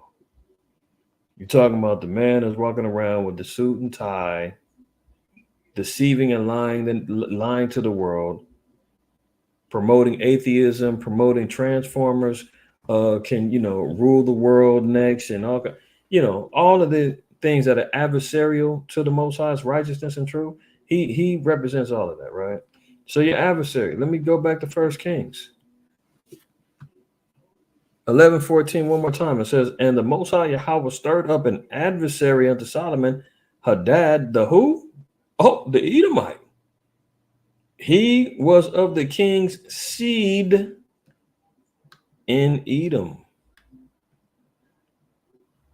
What does the Bible say about the adversary? The adversary is called the devil. And the devil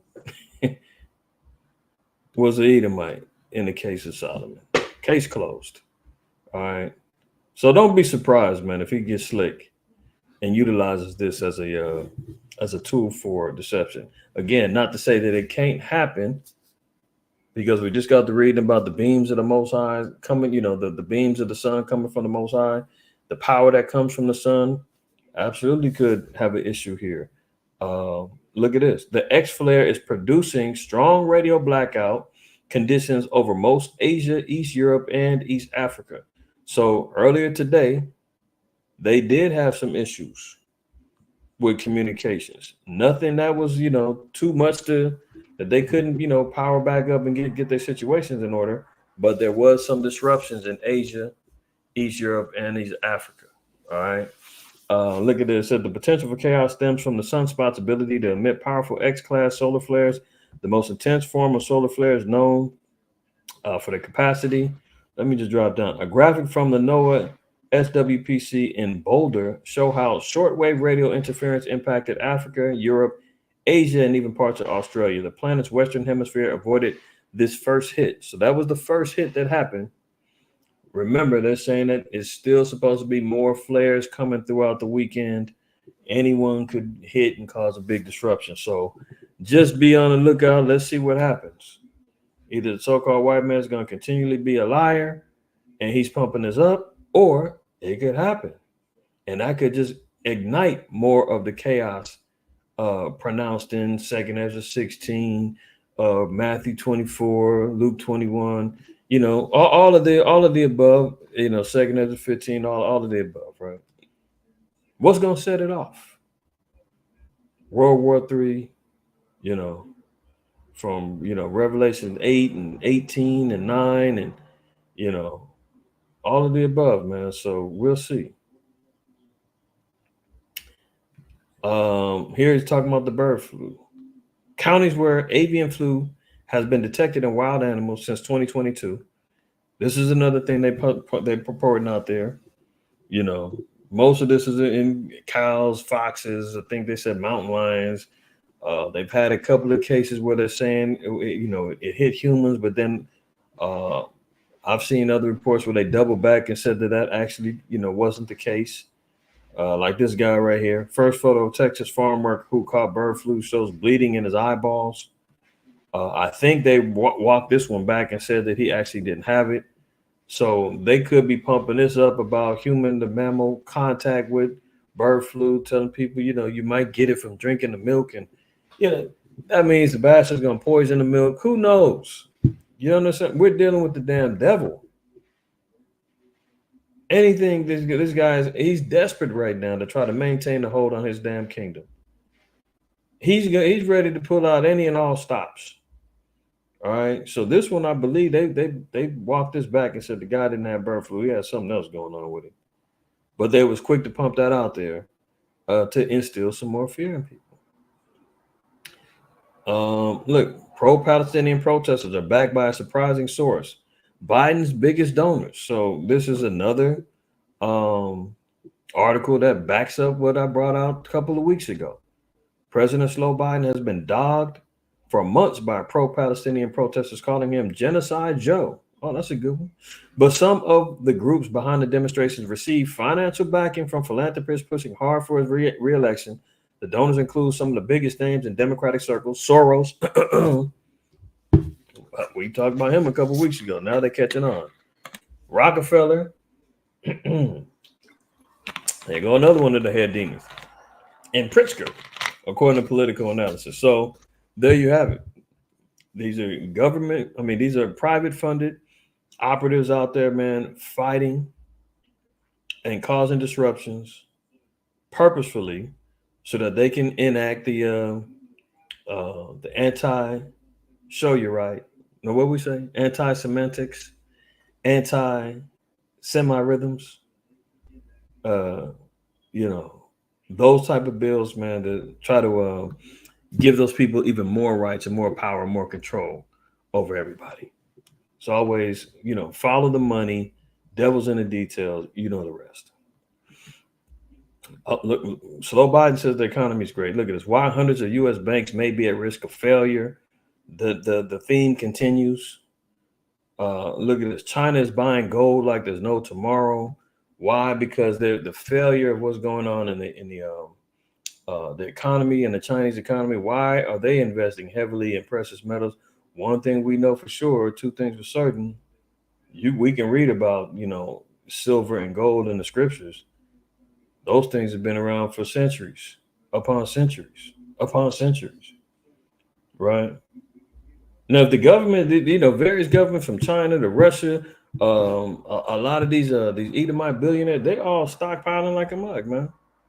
You see what Costco done invested, in the gold. They're slinging gold. Everybody trying to get into some gold now. Gold is up record high numbers. Why? Don't nobody want the yen no more? No, nobody wants the little stinky greenback no more? What's up? Or are they preparing for something to really collapse? And if you ain't got some backup collateral, you're in trouble. So who knows? What we do know is there is going to be a time and point, and this is twofold right here. Ezekiel 7, I think it's in 19. See, Ezekiel 7 and 19 says, they shall cast their silver in the streets and their gold shall be removed. The silver and the gold shall not be able to deliver them in the day of the wrath of the Lord. So this is twofold. Earlier it says that the silver and gold were the idols. But also, if we're looking at it from a perspective of future prophecy, it's showing you that the value of the what would be the current currencies, which is the dollar bill or the ruble or the euro and all that other stuff is going to be worthless. It's going to be devalued. People are going to be throwing it in the streets. Go look at Venezuela. Go look at Zimbabwe and all these other places who had hyperinflation to where their money is damn near useless. People trying to save up, thinking that they're gonna be able to be preserved in the wrath of the Lord. Not if you wicked and evil. They shall not satisfy their souls, neither fill their bowels, because it's a stumbling block of their iniquity. So there's going to be a collapse eventually. But we see here the nations are stocking up. The chickens are coming home to roost. We were saying this for years, man. That when Israel wakes up and they realize that these preachers have been lying to them, brothers used to say, man, they're going to be stringing these guys up by their necks on light poles because they played with people's salvation, took their money. Some of them took their women, the whole nine, man. So ironically, there was an incident in Pennsylvania. I don't know if y'all seen this, but a man interrupted a service and held the gun up to the preacher, but the gun jammed. And of course, they're going to say it's a miracle, but the threat of what's going on in church, and this ain't the first time. There's been incidences where preachers have been killed. I remember there was an incident a couple years ago. A preacher was killed because he was committing adultery with another guy's wife, I believe. The guy came in and shot and killed him. Some church down south. I want to say it was Mississippi or Louisiana somewhere. But these cats ain't gonna be able to hide behind these pulpits no more, man. The greedy dogs, man. Cats is coming after them. Shocking moment. Pennsylvania man pulls a gun on the pastor in front of horrified congregation, but an act of God stops him from pulling the trigger. Ain't that something? And I think somebody, one of the brothers was like, man, that might have been staged. Because the pulpit and everything look empty as hell. Could they be trying to get some members over there? Because one of the guy came and tackled the brother with the gun behind him. The guy was down there, ready to submit. He wasn't really putting up no fight and trying to, shoot nobody. It was really looking kind of suspicious anyway. But nonetheless, if it was real, I'm not surprised because Israel's tired of being lied to. Look at this. Chinese scientists create a mutant Ebola virus to skirt around biosafety rules, and it causes horrific symptoms and kills a group of hamsters. So here they go. Back bubbling up more, diseases and more plagues. They just need to see which one they're going to use. Disease X, Ebola. They got a new variant for the DVOC 91 now. They got all kind of things on deck. So there you have it. How are they going to lie? They just got through admitting that the last thing got drummed up in a lab after they lied about it for all the time. They were trying to deny that the NIH would utilize the funding, the National Institute of Health and Virology that was being held up by Dr. Frankenstein Fauci. They were lying, saying they didn't fund it. No, that wasn't us. Now it came out. Yes, you did. Yes, it came out. They drummed it up in the lab. Remember they first came out talking about, it was going to be bats. They were eating bat soup over there. They had all kind of lies going down. It said the man was touched by his pastor. I don't know. I can't confirm or deny it, but that's possible. Who knows? But anyway, we see here, man, Moab, the damn wash pot of the Most High. There you go, stirring up some more stuff, creating a new mutant Ebola virus, man. It kills all the damn hamsters. horrific symptoms going down. Remember they had the Ebola scare. What was it, around 2013, 14? A couple of cats, man, came from Africa, came over here. Of course, it's always the dirty, stinking Hamites, man. It's, got some diseases coming over there, man. They always let it go. They always blaming them, But meanwhile, they drumming this stuff up in these labs, man. Everybody done seen that movie Contagion. Once they got a hold of that virus, man, they stored it in the cryogenic freezer for later use. They got a whole, remember, this is the Center for Disease Control. So who's controlling the diseases? ESO. They got a whole center and a whole foundation, government funded, taxpayer exclusives that are paying for this stuff, man. All right. Did y'all see this? Flooding in Brazil. We've got multiple tornadoes that's been ripping up all of America, the Midwest in America. Now you got major flooding that was happening in Dubai. Now you see over here in Brazil. Look at this.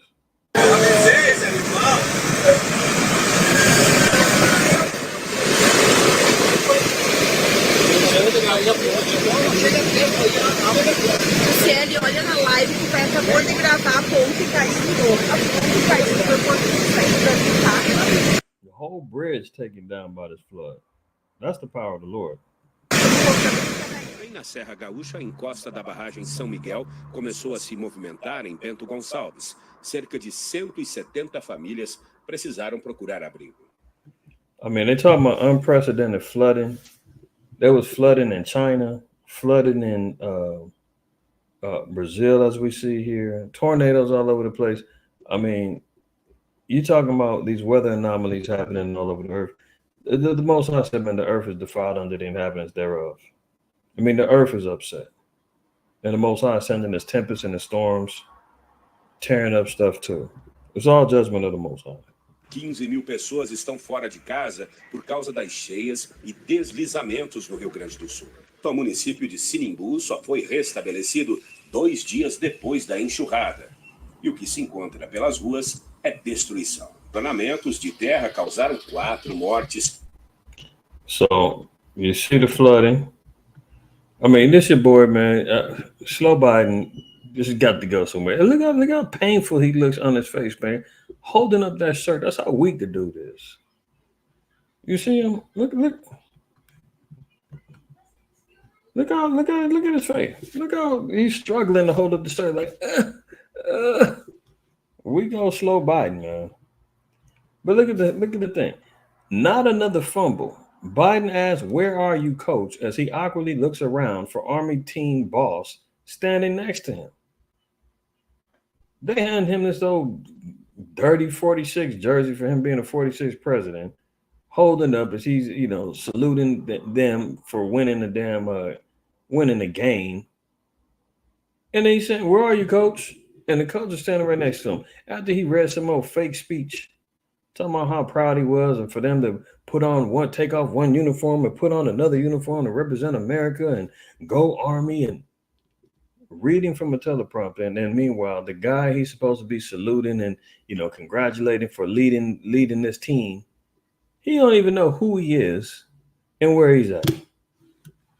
That's slow Biden for you in classic form, man. What was he at? 146 times he's messed up public speeches and since 2024, just this year alone, 5 months. Add this one to it. The tally is still riding. Now look at this. Biden is blasted as clueless and out of touch for claiming Americans have money to spend when told grocery prices are up 30%. Well, let's watch this. Look, he says that everybody's got money. Yeah, inflation is bad. But everybody got money to spend. They're just mad that they're spending it on high prices. Meanwhile, credit card debt is at all-time high. Bankruptcies is up. Repossessions is at all-time highs. Evictions was going like crazy. I think 30,000 people got evicted after they cut off that rent moratorium. That's how many people is roommating or move back in with their parents or whatever the case may be. He's talking about everybody got money. Right? Look at this. This is just fast food stuff. For wherever you want to go, you entertaining within the last 10 years. A McChicken sandwich was $1 in 2014. It's $3 now, up 199%. And Slow Biden says, you got money for it, pay for it, right? Medium fries was $1.59 in 2014. This year it's damn near $4, $3.79, 138%. Taco Bell burrito, $1.59, $3.69. A two-piece combo chicken meal at Popeyes, $6.49. It's $11.39 down, $5 more. A Whopper is $5.79. It's up $4.20. A Big Mac deal, $18. I mean, add the taxes on it. You're damn near paying $20 for a damn Big Mac combo. Who killing? You gonna pay that amount to further accelerate your death? $28.99 for a 12-piece of chicken. $18.49 for a pizza. And Slow Biden says, what's wrong with that? They have the money to spend. If you remember a couple of years ago, Jerome Powell, when he was speaking about inflation and the economy and everything else, and he said, we know Americans got savings. You know, we're coming for that. He said the stimulus, we know the stimulus money is still out there. We're trying to get that back, So now they know all that's gone now. There ain't no more stimulus. There's no more EDD. There's no more PPP scams. Everybody, half the people that try to start up their own businesses, they out of money. The businesses didn't take off like they thought. Everybody's trying to run to the internet to be a new content creator to hopefully get paid from the internet. People's willing to do all kind of silly, stupid stunts and goofy rumor mills type stuff just to go viral to hopefully get some views to get paid. People is out here desperate, man. Side hustles is up. And he says, hey, what inflation? I'm doing great. So when you talk about the economy, of course, it is by far the most important issue for voters. It's also true right now, Mr. President, that voters by a wide margin trust Trump more on the economy. They say that in polls. He don't like that. And part of the reason for that may be the numbers. And you're aware of many of these, of course. The cost of buying a home in the United States is double what it was when you look at your monthly costs from before the pandemic. Oh. Cost of buying a house is double since he took over. Real income, when you account for inflation, is actually down since you took office. Economic growth last week, far short of expectations. She cutting the hell out of him, but watch what he said. Consumer confidence, maybe no surprise, is near a 2-year low. With less than 6 months to go to Election Day, are you worried that you're running out of time to turn that around? We've already turned it around. Look at the Michigan survey. What did he say? We already turned around. But clear your throat, man, and get it together. We already turned around. Look at the numbers. What? Hold on. Am I tripping or did he just...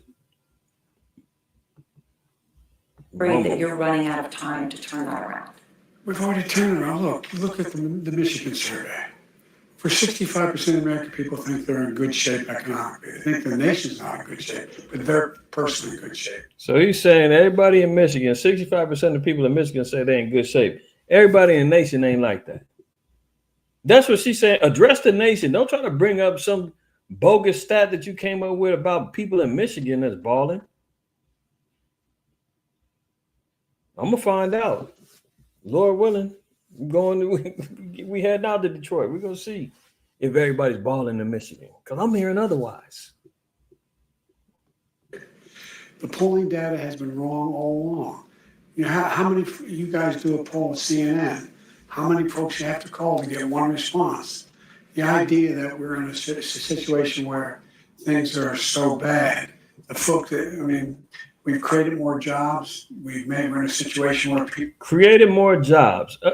How many articles and how many stories have I shown layoffs, bank closures? This guy says he created more jobs. They got rid of all of the damn full-time jobs and brought back part-time jobs. What is he talking about? I know people looking for jobs right now, man. They're getting ghosted by temp agencies and everybody. Ain't nobody calling them back. The hell? People have access to good paying jobs. And the last I saw, the combination of the inflation, the cost of inflation, all those things, that's really worrisome to people with good reason. That's why I'm working very hard to bring the cost of rentals down, to increase the number of homes that are available. Oh, you are really? You're 6 months away till you out of office, and you say now you want to worry about, oh, let me get the cost of rentals down and get some people housing event. What? Who's he talking about? He talking about the migrants that he letting ride? Anyway. Well, let me say it this way. When I started this administration, people were saying there's going to be a collapse of the economy. We have the strongest economy in the world. Let me say it again. Lies. Did you hear this guy? Strongest economy in the world. In the world. Although GDP last week was far short of expectations. Oh. Cut. Look, GDP still, look at the response of the markets. Overwhelmingly positive. They manipulate the markets. They fudge the numbers. They flood in fiat money to help save the markets. This guy's full of ish. Overwhelmingly positive. And one of the reasons why. Yeah, you're right. He definitely would not. He would definitely not pass. He'd be in the back of a car, cuffed up, headed to the damn drunk tank. People feel good about it not being as strong as it was before, is they believe that the Fed's going to respond. They hope they're going to get a rate cut. Yeah. Well, but I mean, no president's had the run we've had in terms of creating jobs and bringing down inflation. It was 9% when I came to office. 9%. Did you hear that? He said it was 9% when he came into office. We're going to see if he's telling the truth. But look, people have a right to be concerned. Ordinary people, the idea that you bounce a check and you get a $30 fee for bouncing the check. But you see what he's talking about bank fees. Is anybody talking about bank fees? Are we talking about cost of living, cost of food, cost of energy, gas? These are things people ain't bouncing checks if they got money. What the hell's wrong with it? I changed that. You can't charge more than $8 for that. Or your credit card, your late payment, $35. Why are the payments late? Maybe they can't afford to pay it. This guy's delusional, man. I mean, there's corporate greed going on out there. And it's corporate greed. Oh, okay. Like the business partners that your son was dealing with in China and Ukraine. Those type of, unscrupulous characters, man. Funneling you some money out the back end. Gotta be dealt with. What about, but there's real pain. Grocery prices are up 30%, more than 30%.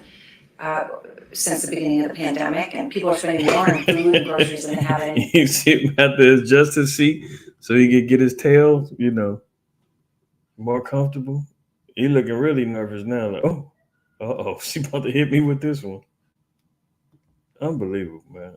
So the things we just got through seeing, $18 Big Macs and everything, he's saying that's not really happening. Grocery prices are up 30%, more than 30%. Since the beginning of the pandemic, and people are spending more on food and groceries than they have at any time really in the past 30 years. That's a real day-to-day pain that people feel. It really is. And it's real. But the fact is that if you take a look at what the people have, they have the money to spend. What? We got the money to spend. That's why he just talked about bouncing checks and late credit card payments, huh? Is that right, Slow Biden? It angers them and angers me that you have to spend more. For example, the whole idea of this notion that Senator Casey talked about, shrinkflation. I think it's on your same program. Price for a smaller bottle of juice or Well, something. for example, Snickers bar, they did a thing, and it's like 20% less for the same price. That's corporate greed. Oh, it's the corporation's fault. They're getting greedy, right? Maybe because of the supply chain, things that cost them more, the cost of doing business is more, transportation with the truckers and everything. Maybe that's more because of inflation and because of the power, because of the war, and because you destroyed the Nord Stream pipeline, and because you've been tapping into the oil reserve. Maybe some of that's got something to do with it. You think? I mean, is a 99-cent store? Did they all close down because of corporate greed? Are all these banks closing down because of corporate greed? He's saying shrinkflation is not real. If that was the case, if it was corporate greed, they'd have been doing that. They wouldn't be waiting until now to where the economy is in all kind of shambles to say, well, you know what, we got to shrink down.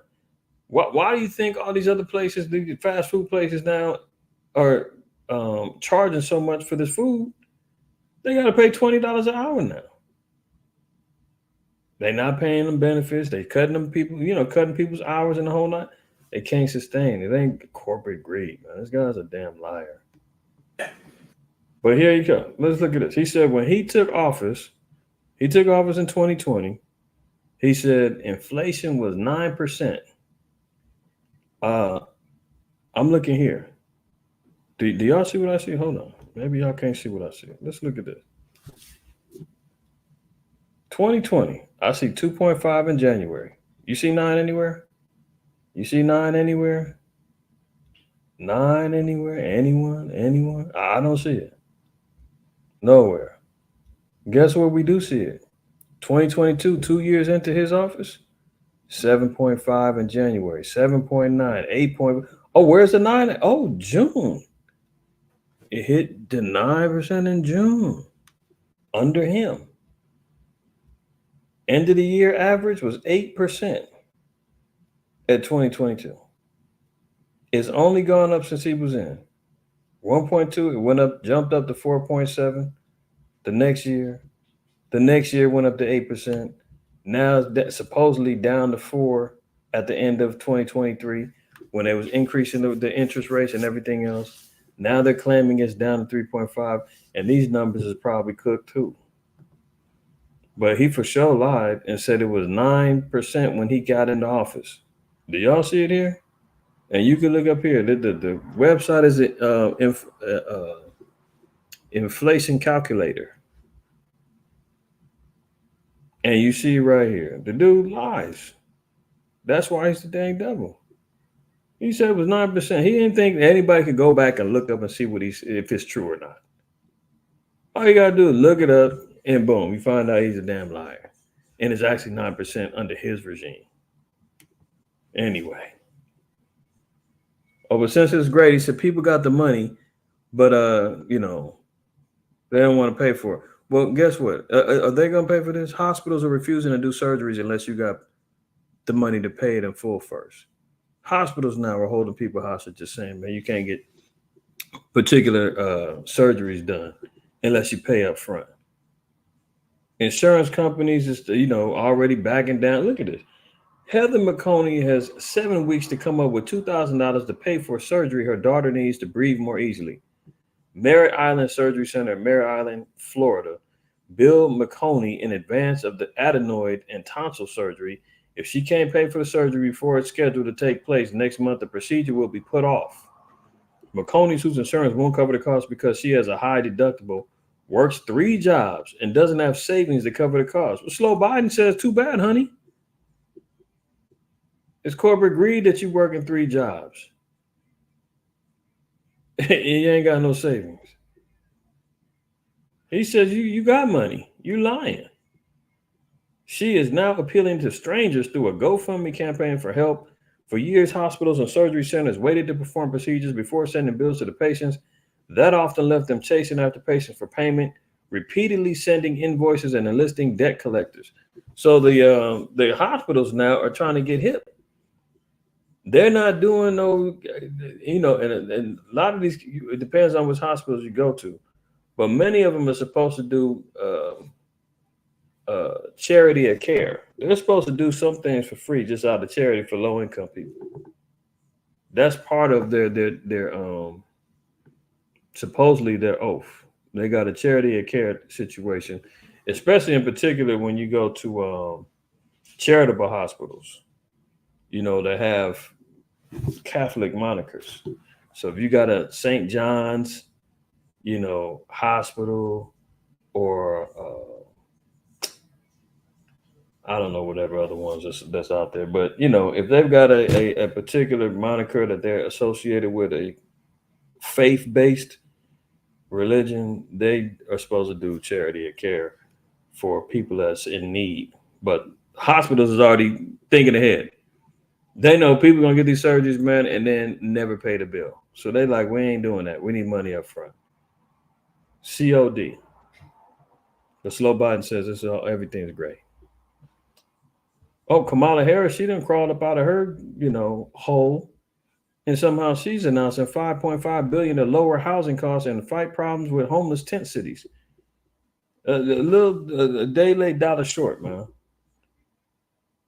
Another little scam to try to, you know, garner some votes. 5.5 billion. They ain't got this money to, you know, immediately start getting active out there on the streets and building and getting people up in these homes. They got it because they know they got the migrants, you know, popping off. They got the homeless communities all over the place. This is supposed to have been done years ago. They didn't do it. Now, because they need some votes 6 months down the line, him and Slow Biden get reelected, you'll never see this thing come to fruition. But it's a good little tool to get some votes. Vice President Kamala Harris announced Tuesday a multi-billion-dollar effort to help address America's homeless problems as tent cities spring up in major metropolitan areas. The $5.5 billion in funding comes from the U.S. Department of Housing and Urban Development as the Biden administration scrambles to address skyrocketing interest rates and making housing less affordable. So we know that this is a scam. Anyway, look at this. FDA announced an urgent recall of a popular candy brand over salmonella. Palmer Candy Company has recalled several sweets due to salmonella risk. The FDA said that affected products, mixtures of snacks like pretzels, popcorn, and chocolates, were distributed nationwide in Walmart, Hy-Vee, Target, and Dollar General stores. So if you got that sweet tooth and you see the maker is Palmer Candy Company, put it down. This should have been recalled. It's got salmonella probably. All right. I don't know what, you know, type of brands that Palmer Candy makes, but apparently they've got a vast amount of popcorn, pretzels, and chocolates and a mixture of different snacks, and they sell them in Targets and Walmarts and Dollar Generals. Don't get them. All right. Leave them alone. Leave them alone. That ain't what you want. All right. So another one in the books. Another one in the books, man. All praise, honor, and glory to the Most High, IQAhmath, man. Hopefully everybody got some edification this evening. Blessed Shabbat to everybody that's contributing, everybody that's in the house, everybody that stayed up with me, right? tell me about it, Bayan. I mean, this dude has no problem lying. I mean, damn, them two little slits in his mouth that he calls lips, man. The dude can't help but have his tongue slither out every damn minute. The guy is a complete demon, straight up. But they trying to push him to get another 4 more years, man. Another 4 more years so that he can deceive the whole world and let all hell break loose, man. So, you know, whether it's through him, Trump, it don't matter, man. As long as somebody gets it cracking, right? But that's it for your brother, man. I'm gonna go ahead on and get on out of here, man. All praise, honor, and glory to the Most High, IQAhmath. Y'all always remember, man, fear the Most High, keep the commandments, don't shoot your messenger. Till the next time, man. Y'all people have a blessed evening. And Shabbat Shalom to anybody that's going to be tuning in tomorrow, man. I know some of y'all say, oh, heck no, man. It's already too late. I'll catch it tomorrow. I'll see y'all then. All right. Shalom.